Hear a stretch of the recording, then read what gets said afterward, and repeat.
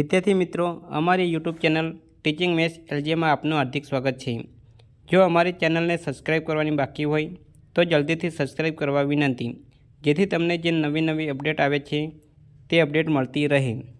વિદ્યાર્થી મિત્રો, આજે આપણે ધોરણ 6ની જે સ્વ અધ્યયન પોથી છે તેમાં ભાગ 1 આપેલ છે। તે ભાગ 1માં જે વિષય વિજ્ઞાન છે એ વિજ્ઞાન વિષયમાં પ્રકરણ 1 આપેલ છે, આહારના ઘટકો। તે પ્રકરણનું આજે સંપૂર્ણ સોલ્યુશન કરીશું। પ્રકરણ 1, આહારના ઘટકો। નીચેના પ્રશ્નોના ઉત્તર લખો। જયને ડૉક્ટરે સમતોલ આહાર લેવાની સલાહ આપી તો તે નીચેના પૈકી કયા આહારનો સમાવેશ પોતાના ખોરાકમાં કરશે? યોગ્ય વિકલ્પ સામે ખરાની નિશાની કરો। તો એ સાચો જવાબ છે ડી, વિટામિન, કાર્બોદિત, પ્રોટીન, ચરબી અને ખનિજ ક્ષારો યુક્ત ખોરાક લેશે। અજયને દાંતના ફેટામાંથી લોહી નીકળે છે અને તે ડૉક્ટર પાસે જાય છે, તો ડૉક્ટર કેવા પ્રકારનો ખોરાક લેવાનું સૂચન કરશે? સાચો જવાબ છે ડી, નારંગી, આમળા અને લીંબુ, જેમાંથી વિટામિન સી મળે છે તેવો ખોરાક લેવાની સલાહ આપશે। આપેલ ડિશમાં તમારા સમતોલ ભોજનની નોંધ કરો। તો એ પ્રથમ નંબરની ડિશ છે તે સવારનો નાસ્તો છે। તો સવારના નાસ્તામાં દૂધ, બિસ્કિટ અને પૌવા। બપોરનું ભોજન રોટલી, શાક, દાળ ભાત, છાશ। સાંજનું ભોજન રોટલી, શાક, ખીચડી, કઢી, દૂધ। શું કોઈ એક ખાદ્ય પદાર્થમાં એક કરતાં વધુ પોષક દ્રવ્યો હાજર હોઈ શકે? એક ઉદાહરણ આપી તમારું મંતવ્ય જણાવો। જવાબ છે હા, એક ખાદ્ય પદાર્થમાં એક કરતાં વધારે પોષક દ્રવ્યો હાજર હોઈ શકે છે। ઉદાહરણ તરીકે દૂધ। દૂધમાં ચરબી, પ્રોટીન, ખનિજ ક્ષારો અને વિટામિન હોય છે, એટલે કે એક કરતાં વધુ પોષક દ્રવ્યો હોય છે। સમતોલ આહાર કોને કહેવાય તેનું આપણા જીવનમાં મહત્ત્વ સ્પષ્ટ કરો। જે આહારમાં ખોરાકના બધા જ પોષક દ્રવ્યો પૂરતા પ્રમાણમાં આવેલા હોય અને તેનાથી પૂરતું પોષણ મળી રહે તેવા આહારને સમતોલ આહાર કહે છે। સમતોલ આહાર લેવાથી ત્રુટિજન્ય રોગો થતા નથી। ગઈકાલે દિવસ દરમિયાન તમે શું જમ્યા તેની યાદી બનાવો। શું તમે તેને સમતોલ આહાર કહી શકશો? શા માટે? ગઈકાલે અમે દાળ ભાત, શાક, રોટલી, છાશ, કઢી, ખીચડી અને દૂધનો આહાર તરીકે ઉપયોગ કર્યો। તેને સમતોલ આહાર કહી શકાય। હા, એમાં બધા જ પોષક તત્વો આવી જતા હોવાથી તે સમતોલ આહાર છે।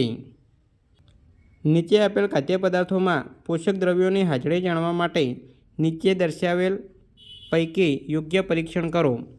અહીં ક્રમ આપેલ છે 1, 2, 3। ખાદ્ય પદાર્થ આપેલ છે બટાટા, ચણા અને તલ। તો દ્રાવણની અસર, આયોડિનના દ્રાવણથી બટાટામાં રંગ ભૂરો અને કાળો રંગ થશે।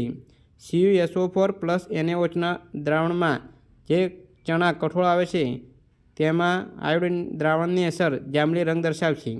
અને કાગળ પર ઘસવાથી થતી અસર, તો જે તલ છે તેને કાગળ પર ઘસી થયો તો તેમાં ડાઘ દેખાય છે, એટલે કે અહીં બટાટામાં ભૂરો કાળો દ્રાવણનો રંગ થાય છે તો તે કાર્બોદિત સૂચવે છે। ચણામાં જાંબલી રંગ બને છે તો તે પ્રોટીનની હાજરી સૂચવે છે, અને તલમાં કાગળ પર ઘસવાથી ડાઘ દેખાય છે તો તે ચરબી સૂચવે છે। વૃક્ષાંશ પાચક રેસા આપણા ભોજનનો આવશ્યક ઘટક છે, કારણ આપો। વૃક્ષાંશ પાચક રેસા આપણા ભોજનનો આવશ્યક ઘટક છે, કારણ કે વૃક્ષાંશ પાચનમાં ખૂબ જ ઉપયોગી છે। આપેલી પ્રવૃત્તિ A થી B સુધી પહોંચતા તમને સમતોલ આહારના કયા ઘટકો મળે છે તેની કોષ્ટકમાં નોંધ કરો। હવે A થી B સુધી પહોંચતા સલાડ, ભાજી, દાળ ભાત, મગ, ઘી, તેલ, પનીર આ બધા આપણને આહાર મળે છે।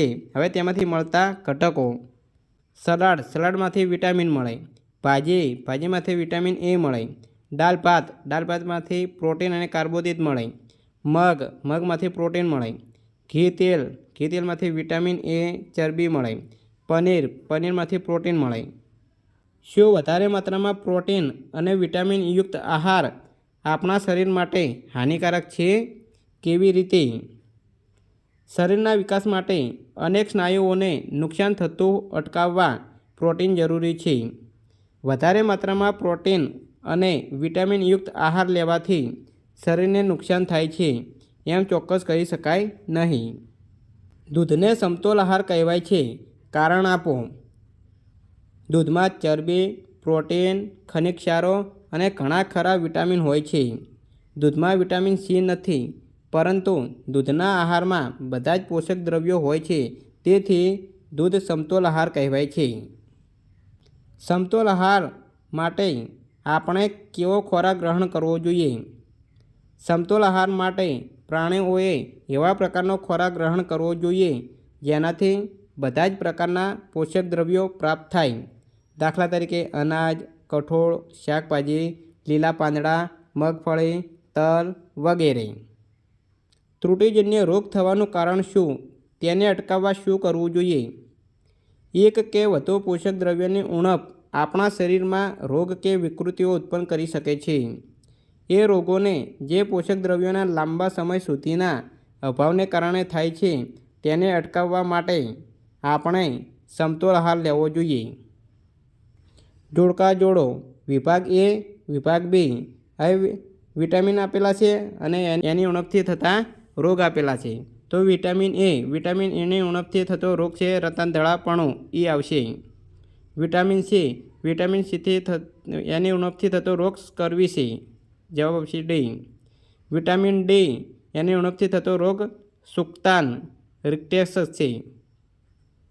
આયોડિનની ઉણપથી થતો રોગ ગોઈટર છે. આયર્નની ઉણપથી થતો રોગ એનિમિયા છે. તમારા વર્ગમાં અભ્યાસ કરતા નીરવનું શરીર ખૂબ જાડું છે. તેણે તેની ભોજનની ટેવમાં શું ફેરફાર કરવો જોઈએ? નીરવનું શરીર ખૂબ જાડું છે તો તેને ભોજનમાં ચરબીયુક્ત ખોરાક ખાવો જોઈએ નહીં. રમતના મેદાનમાં રમતા રમતા તમારા મિત્રને ચક્કર આવી ગયા. દવાખાને લઈ જતા ડૉક્ટરે કહ્યું કે તેના શરીરમાં પાણીનું પ્રમાણ ઘટી ગયું છે. તો તમે તેને કયા ઘરગથ્થુ ઉપાયો સૂચવશો? જો તેના શરીરમાં પાણીનું પ્રમાણ સતત ઘટતું જાય તો શું થાય? લીંબુ શરબત અને નારિયેળનું પાણી પીવા કહીશું અને તડકામાં જતા રોકીશું. જો તેના શરીરમાં પાણીનું પ્રમાણ ઘટે તો તેને ડિહાઇડ્રેશન થઈ શકે છે. વ્યક્તિ બેભાન થઈ શકે છે. શાળામાં આપવામાં આવતા મધ્યાહન ભોજનમાં સમતોલ આહાર માટેનું મેનુ બનાવી મળતા પોષક તત્વો જણાવો. તો એ વાર આપેલ છે સોમવાર, મંગળવાર, બુધવાર, ગુરુવાર, શુક્રવાર, શનિવાર. અહીં વાનગી, નાસ્તો અને કયા પોષક તત્વો મળે છે? તો સોમવારે વેજીટેબલ ખીચડી આપવામાં આવે છે. નાસ્તામાં સુખડી હોય છે, તેનાથી સ્ટાર્ચ અને ચરબી પોષક તત્વો મળે છે. મંગળવારે ફાડા લાપસી આપવામાં આવે છે. નાસ્તો કઠોળ ચાટ નાસ્તામાં આપવામાં આવે છે, તેમાંથી ચરબી અને પ્રોટીન મળે છે. બુધવાર તો વેજીટેબલ પુલાવ અને મિક્સ દાળ, તેનાથી સ્ટાર્ચ અને વિટામિન પ્રોટીન મળે છે. દાળ ઢોકળી. ગુરુવાર દાળ ઢોકળી નાસ્તામાં આવશે કઠોળ ચાટ, તો સ્ટાર્ચ અને પ્રોટીન પોષક તત્વો મળે છે. શુક્રવાર દાળ ભાત નાસ્તામાં આવશે મુઠિયા, તેમાંથી સ્ટાર્ચ, પ્રોટીન, ચરબી જેવા પોષક તત્વો મળે છે. શનિવાર વેજીટેબલ પુલાવ નાસ્તામાં આવશે કઠોળ ચાટ, તો સ્ટાર્ચ, વિટામિન, પ્રોટીન જેવા પોષક તત્વો મળે છે. વિદ્યાર્થી મિત્રો, હવે વિજ્ઞાન પાઠ 1 આહારના ઘટકો, હવે જે સ્વઅધ્યયન પોથી છે તેનું સંપૂર્ણ સોલ્યુશન કરેલ છે. તમારા મિત્રોને પણ શેર કરજો જેથી તેઓ ઘેર બેઠા પણ સોલ્યુશન કરી શકે.